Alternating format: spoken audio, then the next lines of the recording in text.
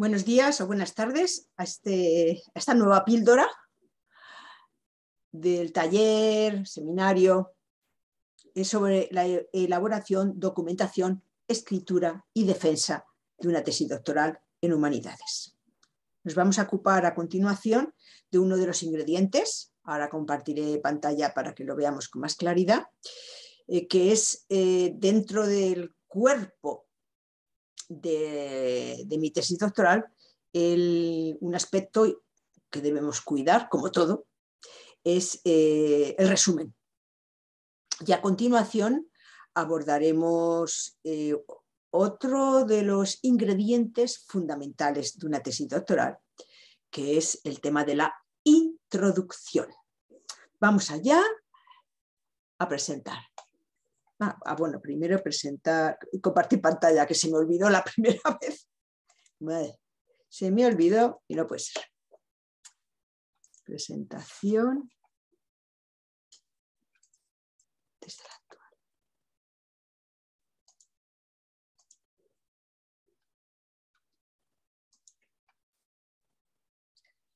Pues vamos allá. Estamos...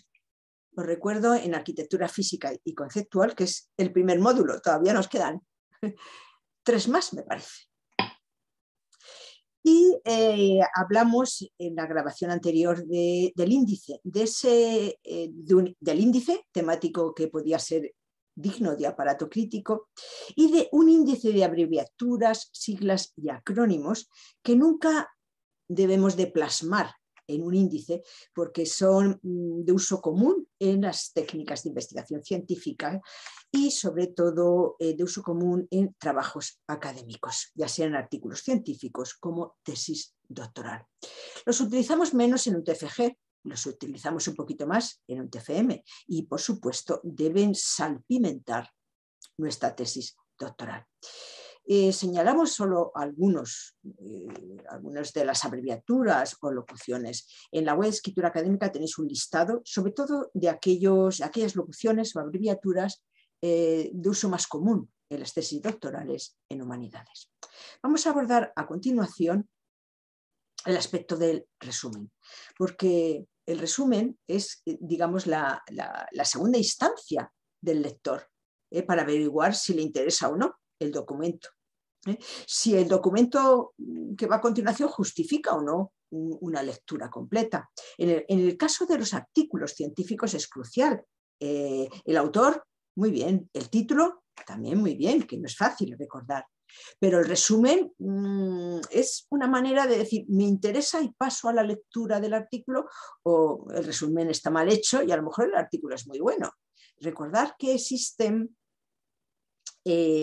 revistas de astras, revistas donde solamente están los resúmenes y es muy importante echarle un vistazo para ver cómo se hace un resumen.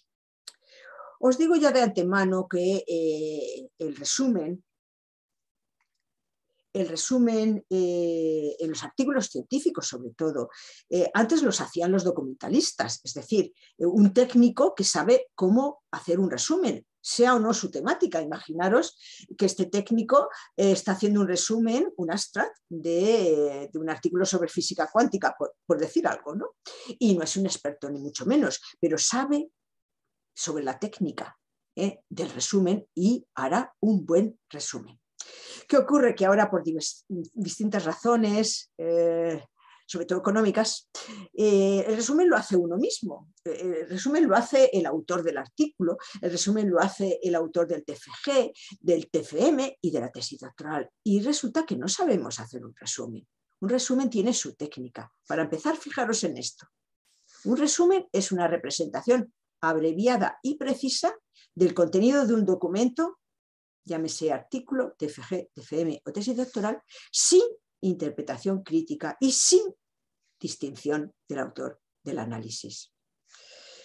Bien, ¿qué ocurre? Que en la normativa explícita de cómo se hace un resumen, bueno, ¿qué debe reflejar un resumen en la tesis doctoral? Hay una ligera confusión que vamos a ver a continuación. Para empezar, deciros que un resumen, según la ISO 214, pues veis, para que veáis que no es tan fácil, puede haber un resumen indicativo, descriptivo, es decir, qué, cómo, ¿de acuerdo? Que es el resumen que aparece, por ejemplo, en una reseña bibliográfica, describe de lo que trata, quién es el autor y 4 o 5 líneas acerca del documento. Un resumen informativo o analítico ya habla, informa,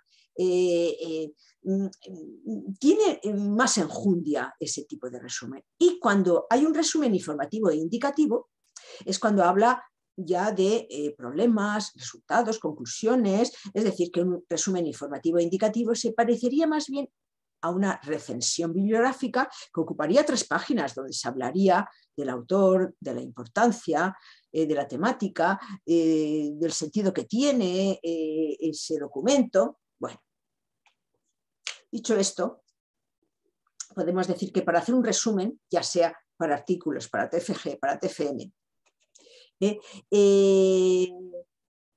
reglas en general serían reflejar los objetivos, la metodología, los resultados y las conclusiones. Y que esa información no me la esté inventando, lógicamente, sino que se extraiga esa información siempre del texto del documento. Emplear palabras que reflejen el contenido de una manera puntual. Omitir, en la medida de lo posible, esto ya lo sabemos, las siglas, las abreviaturas, los símbolos, las fórmulas, etcétera, etcétera. Rechazar, en la medida de lo posible, el uso de referencias bibliográficas. Utilizar verbos en forma activa. Utilizar la tercera persona del singular. ¿No? Yo aquí voy a hacer, en este documento yo lo que hago. Tomar distancia. Es un documento diferente al contenido de mi tesis doctoral. Oscilar, aquí depende. Depende del máster de TFG, depende de la revista científica, nos dicen que debe de oscilar entre X palabras, etc. Por ejemplo, para tesis doctorales, dicho por la Universidad Complutense, sería entre 500 y 1000 palabras. En español, el resumen, y en inglés. Y aquí viene la confusión. La norma explícita me dice: el resumen de la tesis doctoral tiene que tener como contenido el título, la introducción, los objetivos, los resultados y las conclusiones. Y decimos nosotros, Dios mío, pero si mi introducción tiene 15 páginas, por ejemplo, si las conclusiones tienen otras 15 páginas, ya nos ponemos con un resumen de 30 y pico páginas, por ejemplo. Y luego nos dice que no, que el resumen tiene que oscilar entre 500 y 1000 palabras. ¿Cómo vemos eso? No encaja. Bien, quiero deciros con esto que aunque el contenido sea título, introducción, objetivo, resultados y conclusiones, no tiene que ser palabra por palabra, porque nos vamos más allá de 1000 palabras, nos vamos más allá de lo que significa desde un punto de vista documental un resumen. Y nos digo el abstract en un artículo, ¿no? Un abstract en un artículo, a no ser artículos especiales, tiene que ir en un solo párrafo. Aquí nos podríamos permitir 2 párrafos, pero no se trata, no se trata de un extracto para que luego vaya a otro contexto y podamos saber de qué va mi tesis doctoral. Bien, se especifica en el índice, resumen, en español y en inglés, es decir, la paginación y su localización, y puede estar tanto al principio como al final en tesis doctorales. En artículos siempre va al principio. Bueno, extensión y lugar del resumen, lo acabo de decir. Para artículos, al principio. Para TFG, para TFM, en máster de formación del profesorado, dice entre 200 y 300 palabras. Para TFM, en el máster de lingüística teórica y aplicada, por ejemplo, de la Universidad de Murcia, dice entre 250 y 500. Y para tesis doctorales, entre 500 y 1000. 2 o 3 páginas, 4 páginas, bien. En fin, son 1000 palabras. Así que no hace falta copiar absolutamente la introducción, copiar absolutamente los objetivos, los resultados, las conclusiones para hacer el resumen, porque nos vamos más allá del concepto de resumen. Y vamos a iniciar un aspecto de mi tesis doctoral, si acaso el más importante. Lo más importante de mi tesis doctoral va a ser el contenido, lógicamente, el desarrollo, lógicamente, pero la introducción y la conclusión, el principio y el final, tienen que ser excepcionales. Y resulta que esto es bueno, hacemos una introducción al principio, lógicamente, ¿no? Pero la introducción y la conclusión es lo que se hace al final y lo que se hace mejor y lo que se redacta mejor.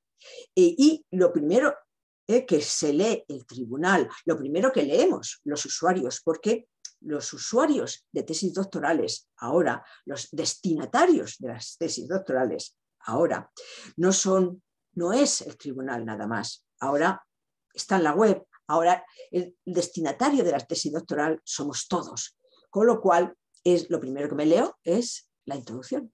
Con lo cual la introducción la tenemos que hacer fenomenal. ¿Y cuándo la haremos fenomenal? Pues cuando ya nos hayamos sumergido en la investigación, hayamos hecho la investigación, y es cuando decimos, ¿cuáles han sido los objetivos? ¿Qué objetivos he cumplido? ¿Cuál ha sido la hipótesis? ¿Cómo he desarrollado la hipótesis?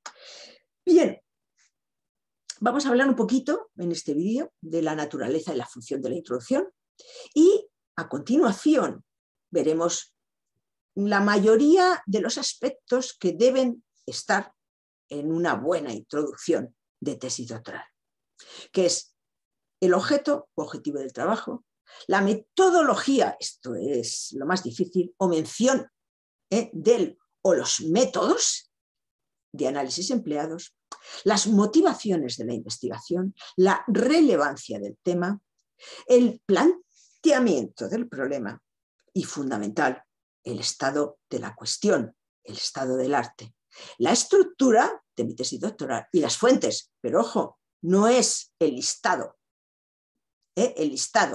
de asientos bibliográficos que yo presento al final de mi tesis doctoral, sino un repaso por las fuentes que han servido de cimiento, las 2 o 3, las 4 o 5, ya sea de fuentes de información personales, de fuentes de información institucionales o de fuentes de información documentales.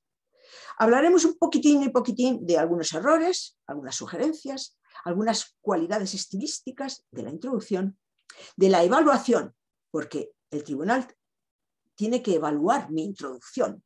¿Cómo la evalúa? Si yo conozco cómo la va a evaluar, pues es muy posible que me ayude. Yo creo que sin duda me ayuda a realizar una buena introducción.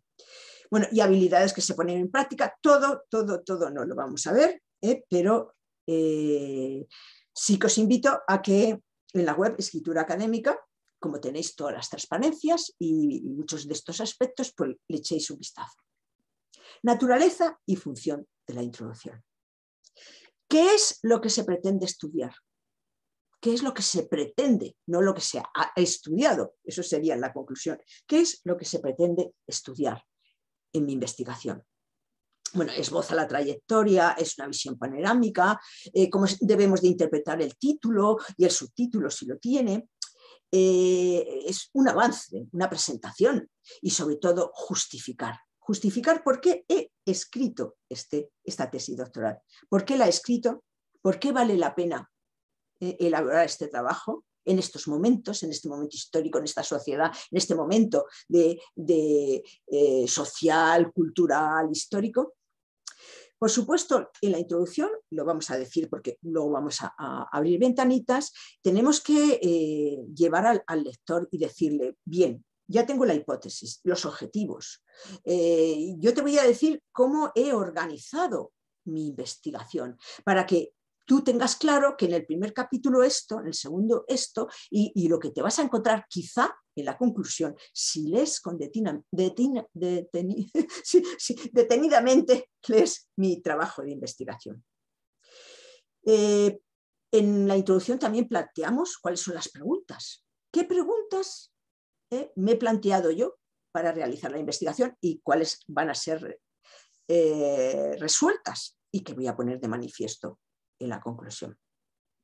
Bien, dar cuenta de cómo eso me parece muy interesante, dar cuenta de cómo nos relacionamos nosotros con el material, porque esto es un género literario, es un trabajo académico. Necesitamos fuentes y fuentes con enjundia, fuentes de información con enjundia. ¿Cómo me relaciono yo con ese material? ¿Qué sentido cobra mi propia voz en el trabajo y con el material que yo he utilizado? ¿Por qué voy a utilizar, como diremos, y acabamos de anotar algo, qué fuentes de información personales, fuentes de información institucionales y fuentes de información documentales en cualquier soporte? Con lo cual, ¿cómo me relaciono yo? ¿Qué sentido tiene mi propia voz? Bien, en el próximo vídeo vamos a ver lo anterior, vamos a ver estos puntos. Vamos a abrir una pequeña ventanita al objetivo, a la metodología. ¿Qué es la metodología en ciencias humanas, en humanidades? Complicado. Las motivaciones, la relevancia, el planteamiento del problema, el estado de la cuestión, la estructura y las fuentes. Así que os invito a que veáis el próximo vídeo donde abriremos todas estas ventanitas para, a continuación, después de la introducción, llegar a la parte central, el desarrollo, que será la más difícil de abordar, porque depende de la temática y hay numerosas posibilidades. Después veremos las conclusiones, la bibliografía o referencias bibliográficas y los apéndices. Os invito entonces a que en el próximo vídeo